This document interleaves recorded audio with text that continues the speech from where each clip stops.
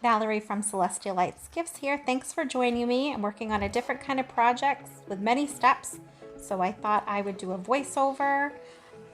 Right now I am adding Gloss Gel Medium from Liquitex Basics and Fluid Art.co's TLP pigments.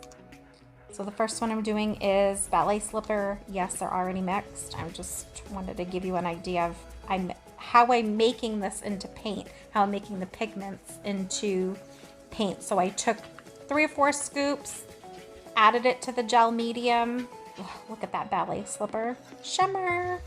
Love that. And it's a pretty medium to thick bodied paint. And then I also did the same thing with TLP Watermelon. I ran out of pigment, so it's not as vibrant. It looks bubblegummy, but it's still really pretty for the project.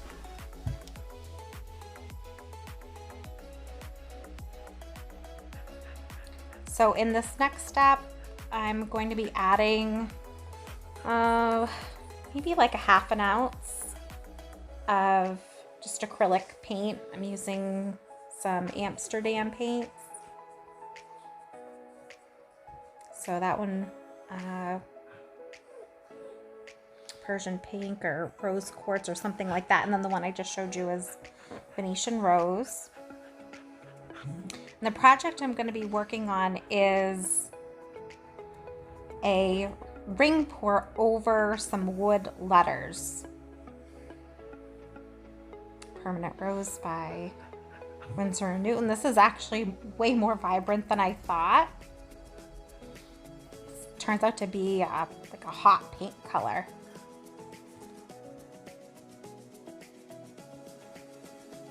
Next I've got some titanium white, again from Amsterdam. It's a really nice paint.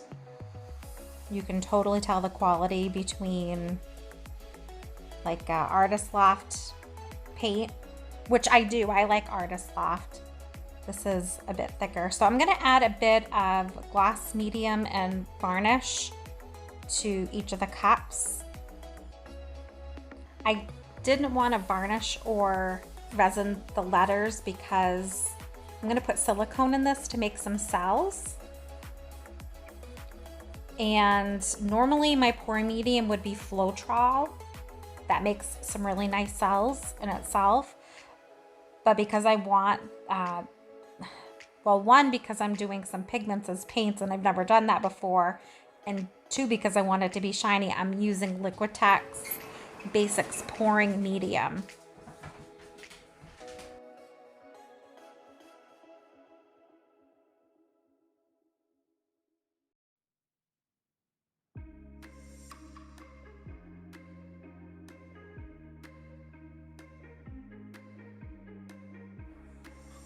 So here I'm just getting everything lined up, making it a little more organized. Here's the pouring medium. I've poured it out into, a little measuring cup. And I don't even know what ounce cups those are.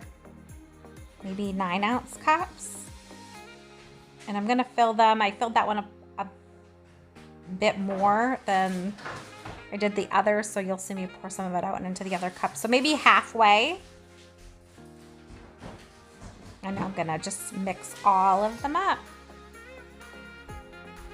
And I'll speed it up.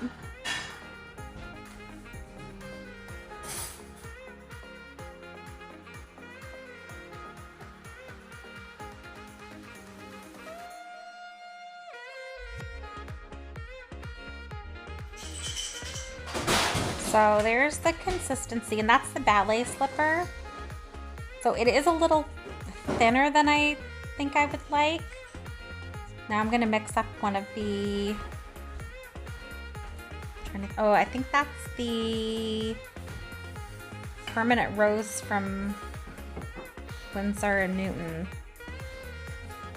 That's a nice creamy paint too if you're looking for another nice high quality paint brand. Winsor & Newton.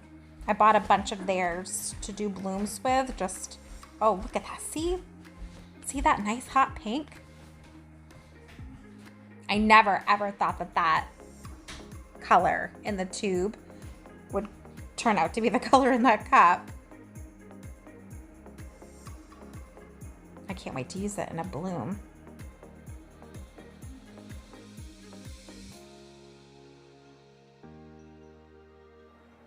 Okay, so now there is leaving a trace amount in the cup. That's the consistency that I like, so it is a little bit thicker than the TLPs that I mixed. Now I'm mixing an Amsterdam, and you'll see this one is even thicker. Amsterdam paints are pretty thick. So at some point in here, I will do a consistency test and thin some of them down a bit.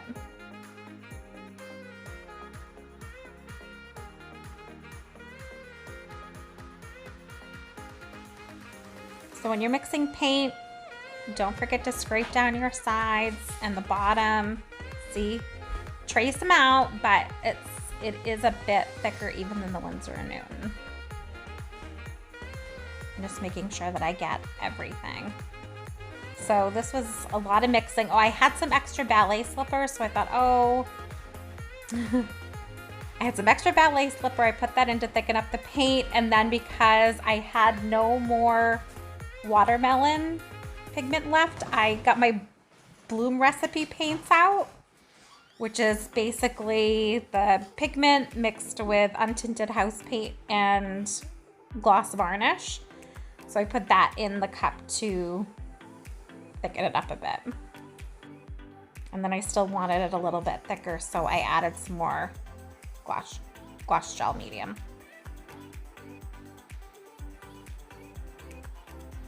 All right, so now I'm gonna do the consistency test. I'm just gonna put like a little blob of each color on a sheet of paper.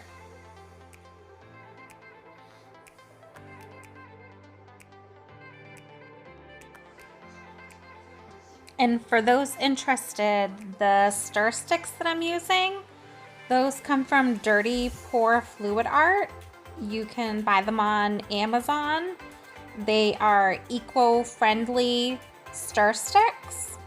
And that way you're not constantly using and throwing out wood sticks. See, I can already tell the watermelon is thicker because the two Amsterdam paints, the first one and the third one, their little puddle is holding up the form of it, but the watermelon, it moved. And there's the permanent rose from Winsor & Newton. And then I think this is the white, titanium white from Amsterdam. So basically, yeah, you just put it little puddles and then see what's consistent. So the white, the ballet slipper, and the Venetian rose, all very similar consistencies. The watermelon and the permanent rose are a little thinner. So I am thinning out 3 that were thicker.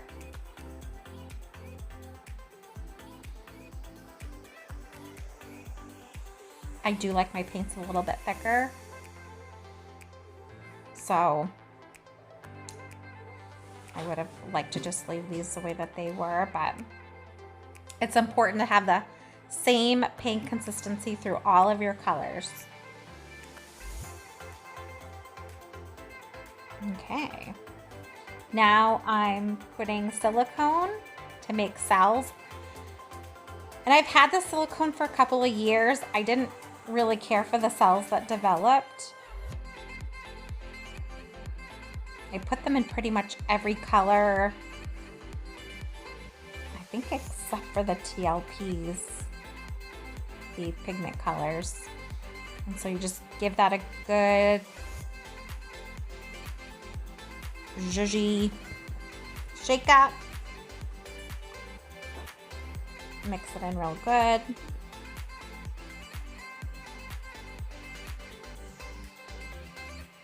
I'll just speed this up because it's doing the same thing over and over again.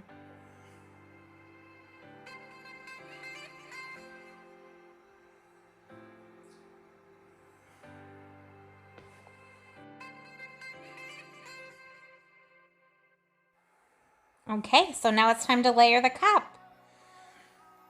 So I'm gonna do this pretty much ring, I was gonna say kind of ring pour style where you're layering the colors on top of each other. But in this case, I just drizzled.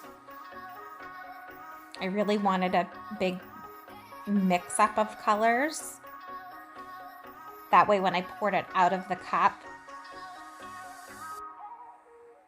the colors weren't chunky, because the letters are kind of small, so I wanted there to be a lot of layered colors.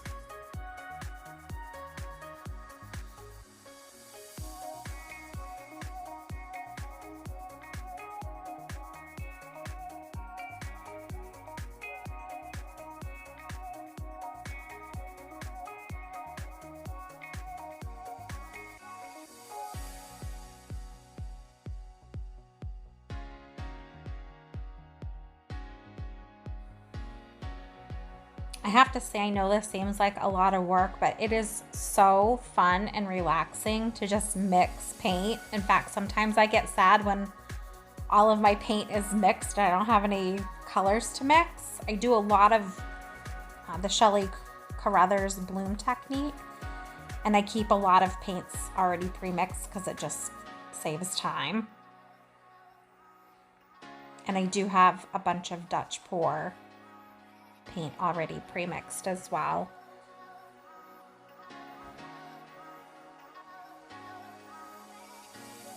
Okay, so what I'm doing now is, it seemed like it's just a pain to tape the backs of all of the letters. So I thought what I would do is put some just like painter's tape on the back of each letter, stick them on a little cup in a bowl. That bowl would catch all the drips from the paint. So this is the cup I'm going to use to pour over.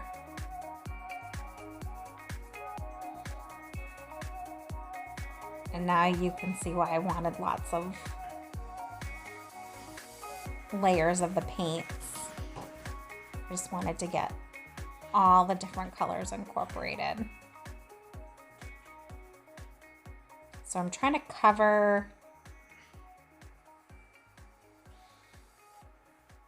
as much as I can, and then I'm going to take a orange wood stick and pick up the drippings to catch the spots that I missed.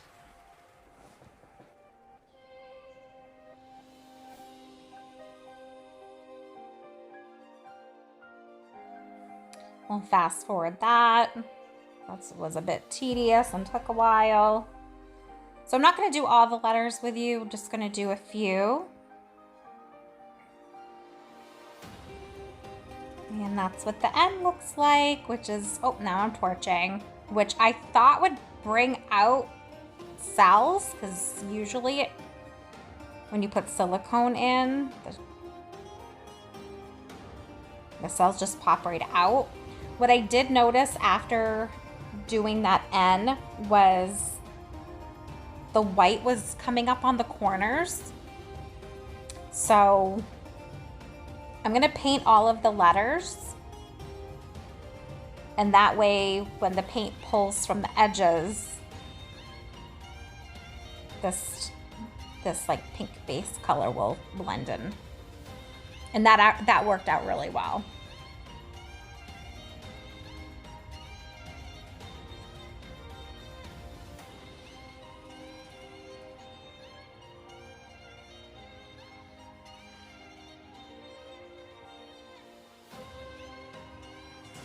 So I basically do that with all of the letters.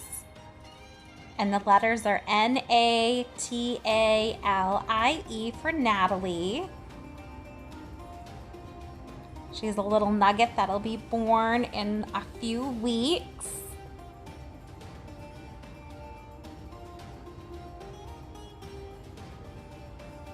All right, so now I'm gonna pour over the letters again. And I feel like the colors aren't as separated as I had originally wanted them to be. I feel like they've now blended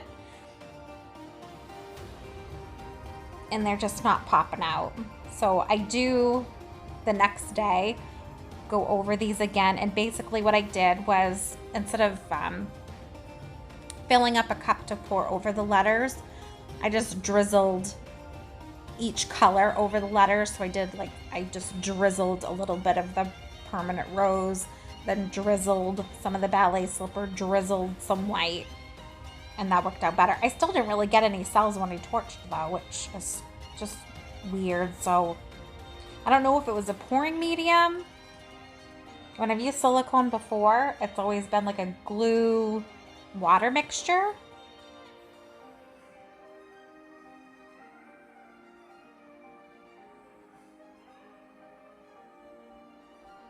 So I don't know if it was because I was using pouring medium. Yeah, that's okay. That it didn't really rock my world, so that's why I redid them, and I'll put a picture at the end. So what I did, her room is like a pinky coral color with like a sage green as an accent. So I got a board with 4 hooks on it, and the background is blank. So I painted that sage green, and then I glued the letters on. Next time I will definitely tape the back of the letters. I thought it was going to be a pain to tape them. What was actually more of a pain was pulling the letters off of that little cup with dried pouring medium. So I had to take an X-Acto knife and cut it. And here's the finished product. As you can see, some of the letters are a bit more vibrant, and I left some the same. Thanks for joining me. I'll see you soon.